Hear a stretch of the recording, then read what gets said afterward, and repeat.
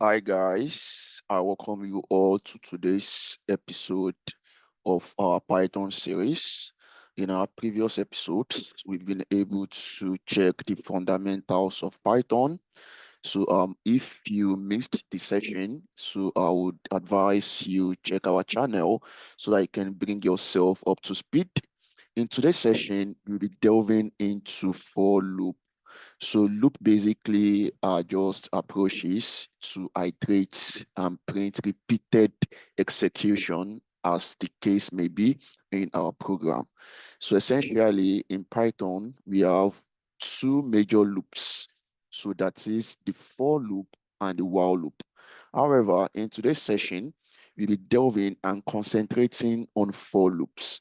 So for loops also are primarily known or referred to as definite loop, or to some, it is referred to as counted loop. So what does this mean? What does this imply? It isn't far-fetched.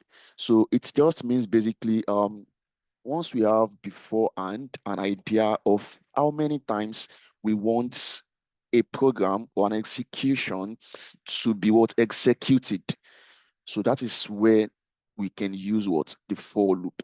So let's say, for example, in my program, I want an action to be done at a specific number of time. So if I have an idea of how many times I want it to run, then for loop is a what? Is a go-to, right? So we'll be checking deeply what it means, right? Understanding what for loop is. So also would also be checking how to use for loop, right? And why do we need for loop? So after that, you would also review the syntax of for loop. So how do you construct a for loop? So understanding and explaining the syntax, right? So you can have an idea of the semantic. So after then, you would then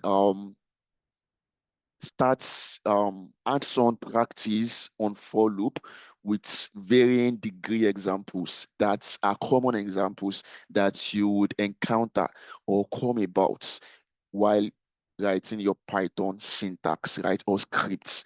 So we are going to be having practical and hands-on example to learn for loop. So after that, then I would also be introducing a flowchart, right?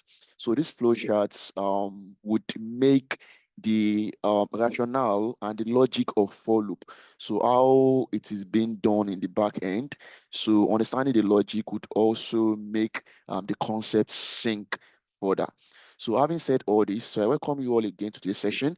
So without further ado, we'll be kickstarting this session in a moment. So let me get the VS Code that I'll be using. So as I have said before now, so for loop is just when we already understand how many times we want an action to be what? To be printed or to be repeated, right? So that is when you want to use for loop, right? So now, having understanding what for loops are and why we need it, right? So let's now understand the syntax of for loop. So basically, here is the syntax of for loop, right? So you want to say in for loop, you want to say for, so for what? Variable, anything could be your variable, right? So let me bring up my keyboard. So you want to say for variable, for variable. So in what? In sequence. For variable in what? In sequence. Then you say what? You should perform an action. So you should perform an action. So and don't forget, it requires an indentation. So after you've defined the syntax or the syntax of the for loop, so on your next line, you want to indent. So that indentation makes the Python interpreter to understand that, okay, fine, I need to execute this action given a specific or specified number of what time. So here is where you now define your what? The body of the loop. So this body of the loop will be carried out in the number of times specified for the loop to what? To run. So this is basically the syntax for loop, right?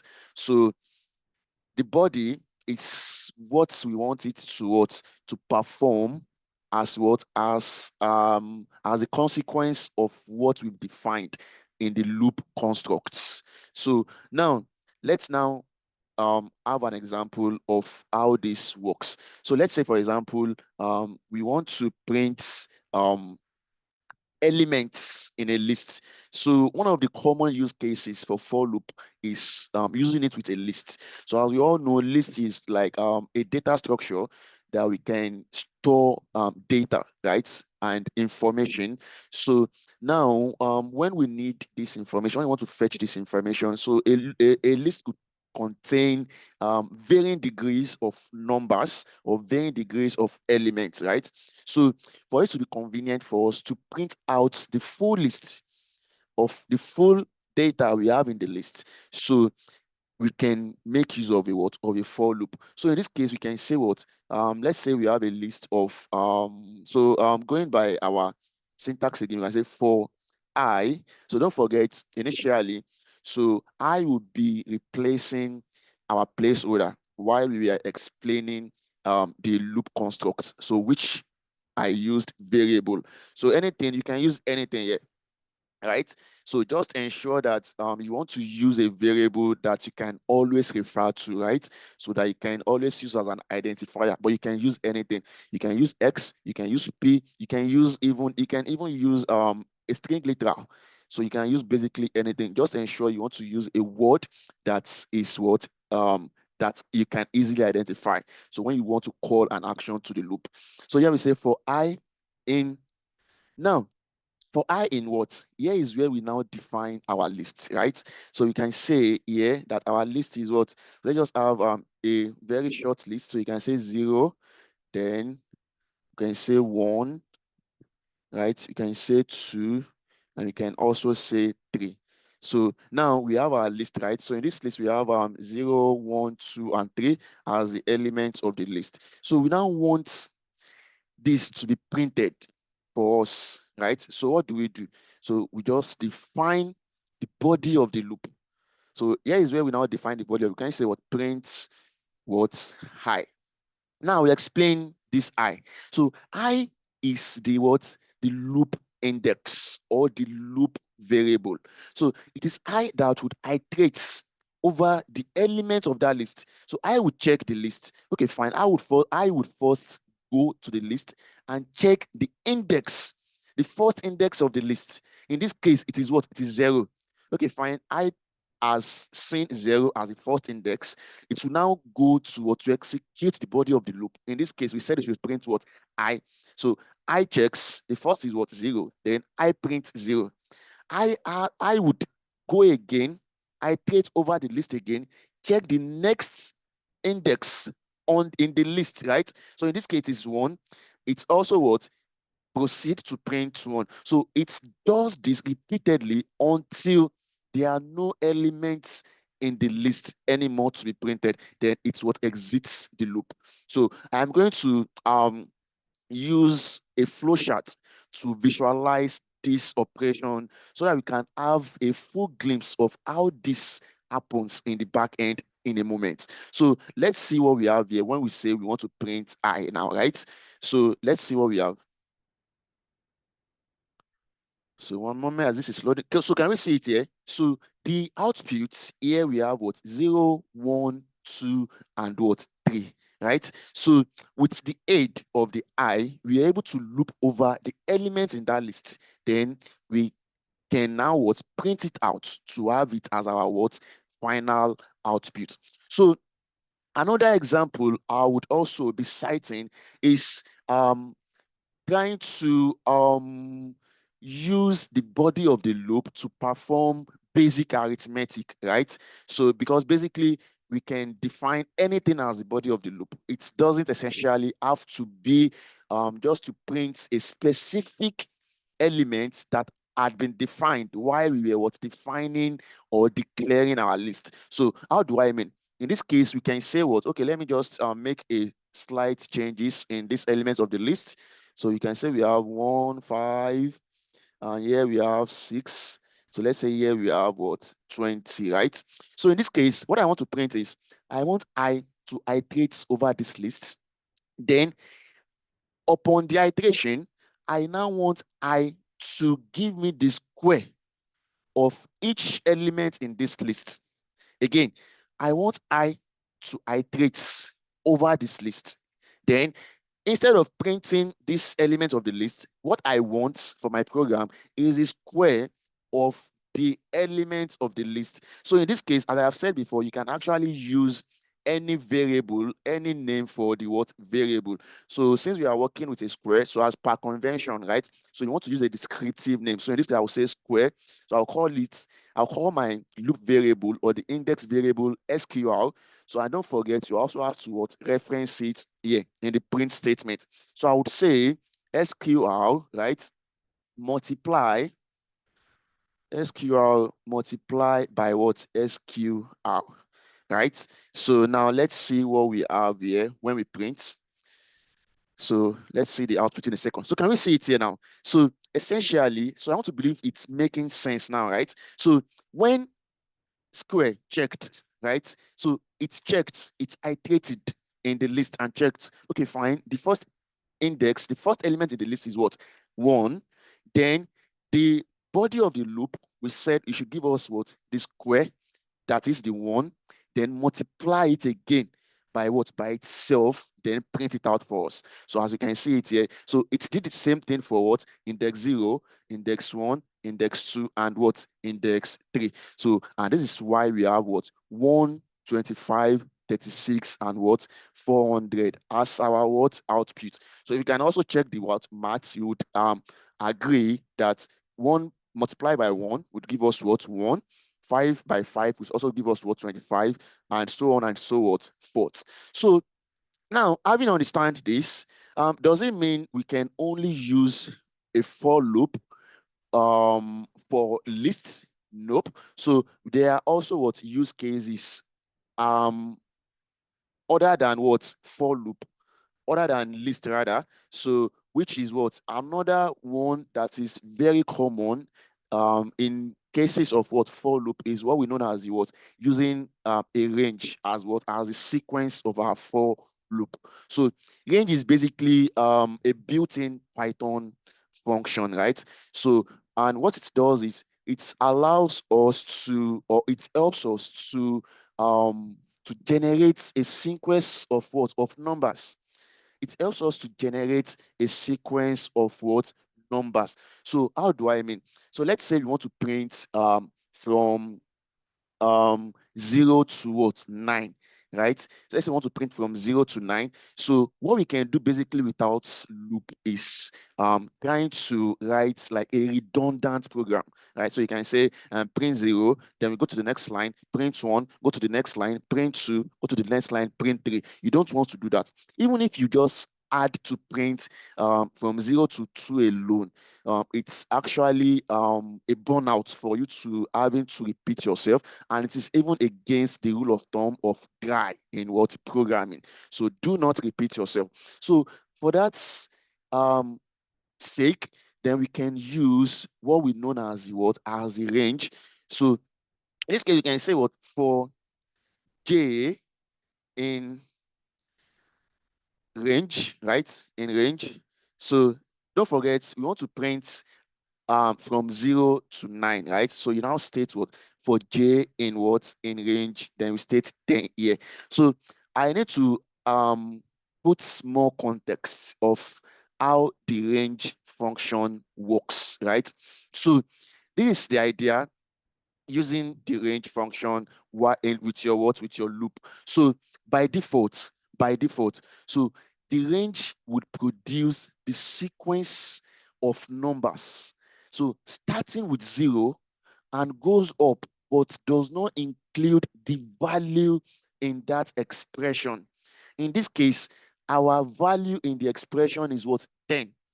So it will start from 0 but up to, but does not include what we've specified to be the value of our expression, right? So what this will print is, it will print from 0 to what, to 9, because by convention or by constructs, it would not include the stated expression in the what, in the print out. So let's print this out so that we can have an idea of what I mean.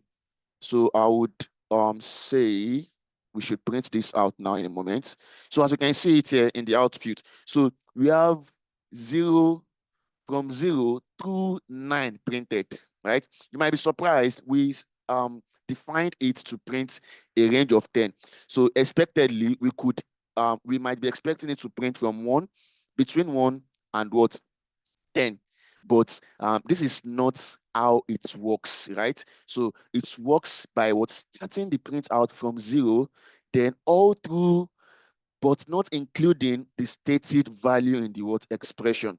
Does that mean if we want it to print it in a preferred way, is there like a dynamic way of what, tweaking this to print it as I want? Yes, it is what, equally possible. So what you can do in this sense is, let's say for example, what we actually need for it to print as a what, sequence of number is what, from 1 to 10. So in this case, this is what we can do, right? So you can just say, so here we will now define the indexes in the what, in the range function, right? So we define the start index, then the end index. So let's say in this case, we want it to print from 1 to what, 10. So the start index would be the number we want it to start printing from, right?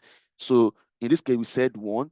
And don't forget, the end index would not include the what, the specified value. So in this case, since we are what, since our intention is to print 1 to what, 10, so logically we can just what, change this 10 to what, 11, because we know it will print up to, but not including the what, specified value. So in this case, if we run our what, construct, we should have from 1 to 10 printed on the screen, as we can what, see. So as you can see it here, we have 1, 2, 3, 4, 5, 6, 7, 8, 9, 10. So it's as what, several use cases, and it is very flexible. So you can also customize your constructs as you might what, have wanted or preferred.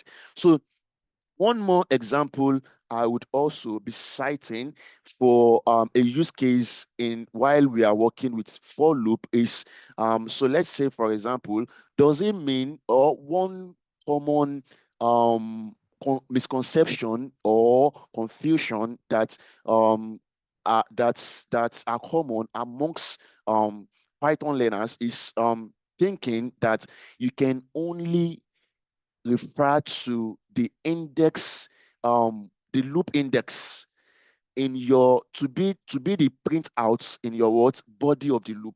So what do I mean? So when we define this for j in range 1, 10, 11, right? We said print j. What if I want to print something differently from what the loop index? So let's say, for example, so as we have said before, that loop allows us to what, specifically for loop. So once you have an idea of the number of time you want to print out a statement or an expression, right? So use for loop. So in this case, let's say I want to print out hello world 5 times.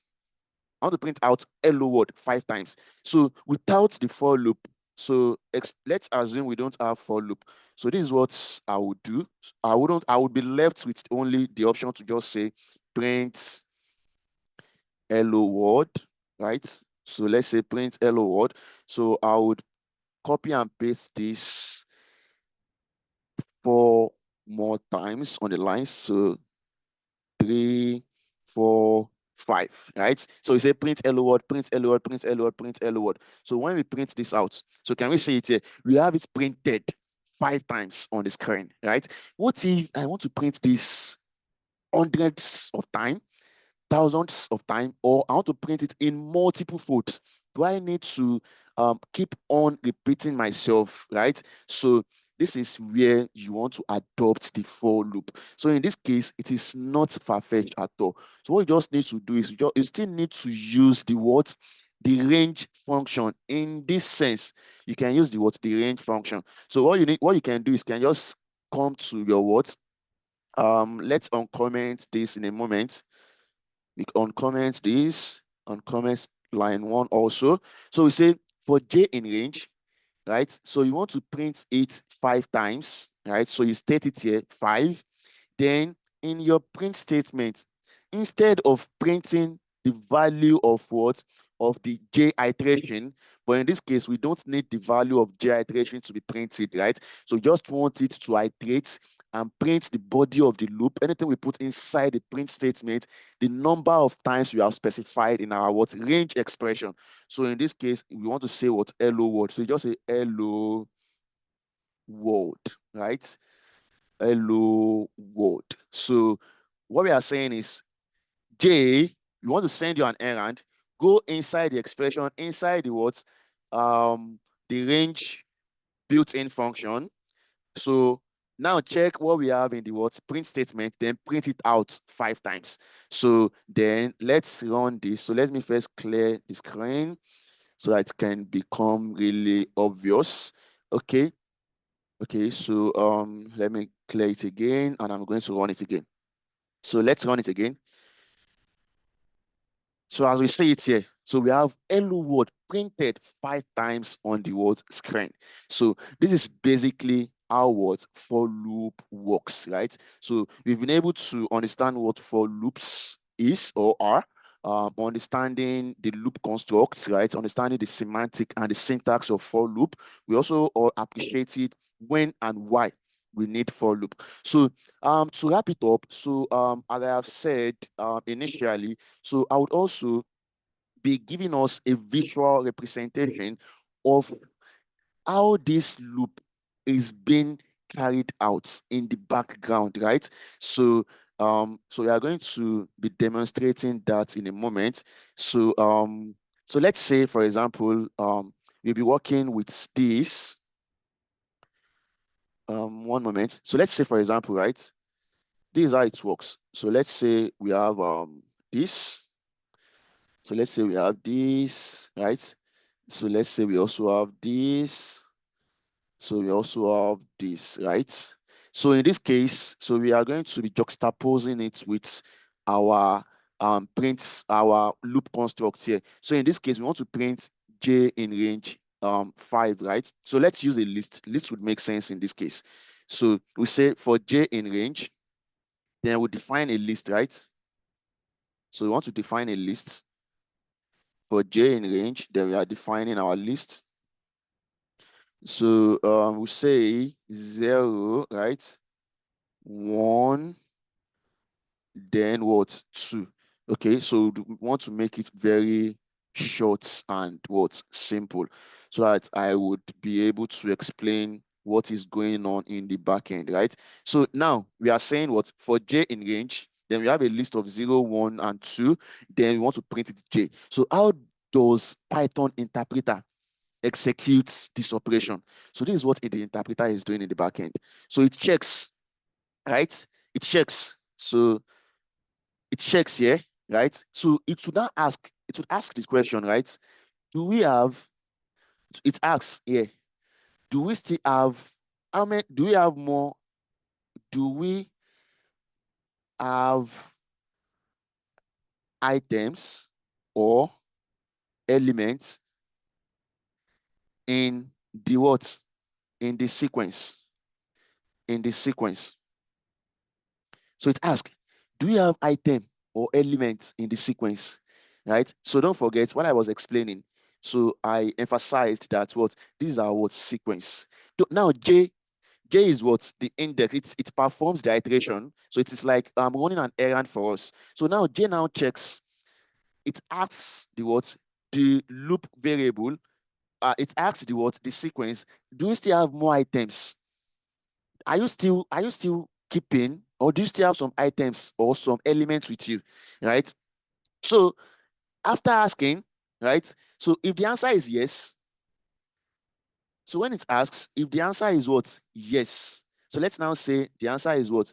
Yes.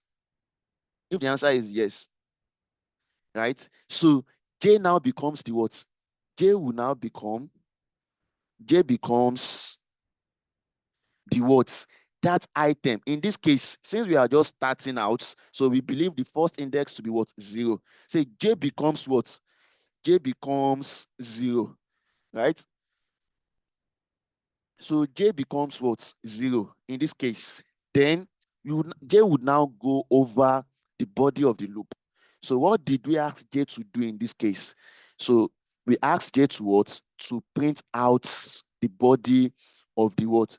We asked J to print out the existing item it is holding in the sequence, right? So J now come to the body and perform the what? The print out. So in this case, J prints 0 on the screen. So as you can see it here. So as you can see it here, J can print out what? So let's execute this code so it can make sense.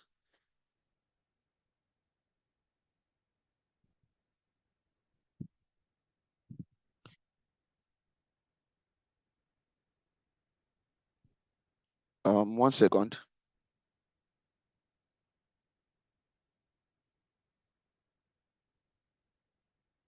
So in this case, so when we print this out, right? So we have 0, 1, and what? And 2. So this is what J has checked. J has confirmed that, okay, fine, we still have what? We still have, we have 0. Then it's now executes the body of the what? Of the for loop. So in this case, what we have there is to print out what? To print out J. So J then proceed to print out 0. So J would now go over the sequence again, right? So J goes over the sequence again and check, do we still have more items or elements in the loop, in the sequence, right? So in this case, if we check, we still have what? We still have 2 more. So we still have 1 and 2. Then J becomes 1 in this case now. In this case, J becomes what? 1.